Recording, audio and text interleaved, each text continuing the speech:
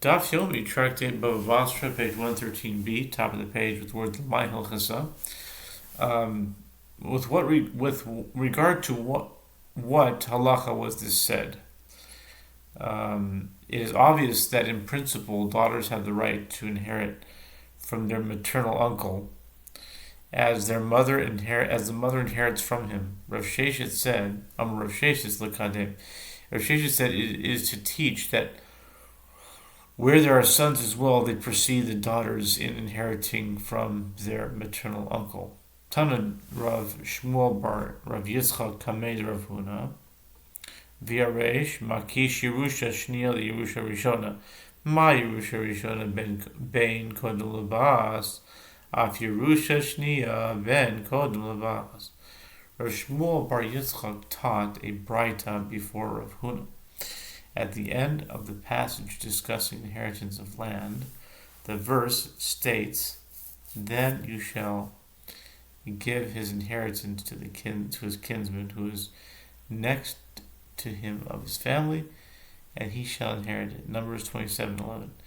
The verse juxtaposes a secondary inheritance, that of one inheriting from other relatives, to a primary inheritance, that of a child inheriting from a parent. This teaches that just as with regard to a primary inheritance a son precedes a daughter, so too with regard to a secondary inheritance a son precedes a daughter.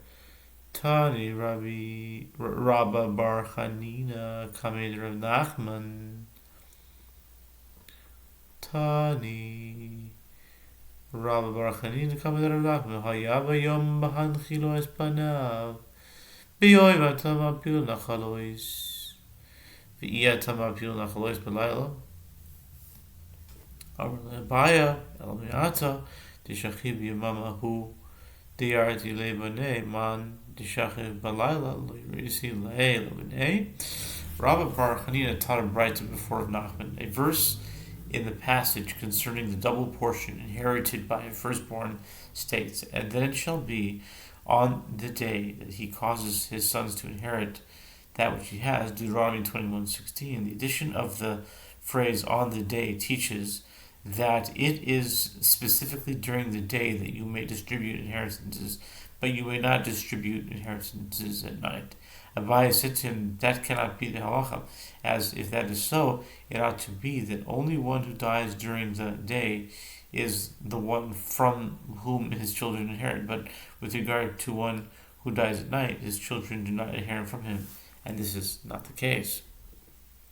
Dilma de nachalos kamrat, Titania v'haisa livnei Yisrael l'chukas mishpat, oira kol prasha kula liyos din. Abaye suggests a different interpretation of Rabbi bar Chanina's statement. Perhaps you set a distinction between day and night with regard to the adjudication of inheritances, as judges are permitted to sit only during the day. A proof for this distinction is, as is taught in a Braita, a verse in the passage concerning inheritance states, "And it shall be for the children of Israel a statute of judgment." Numbers 27 verse 11, teaching that the entire portion was placed together to be considered a matter of judgment, subject to the procedural rules of a court matter.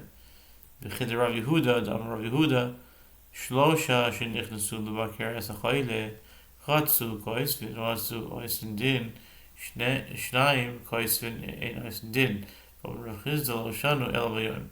Abaye continues, and this is in accordance with the statement of Rav Yehuda, as Rav Yehuda says, in a case where there were 3 men who entered a room to visit a sick person, and the sick person desired to write a will in order to distribute his property following his death. If the visitors wish to do so, they may write his will and sign it as witnesses, and if they wish, they may act in judgment, meaning they may act as a court in the matter, since there are 3 of them. Therefore, they can determine that the will has the validity of an act of court and transfer the property to the heirs in their capacity as a court.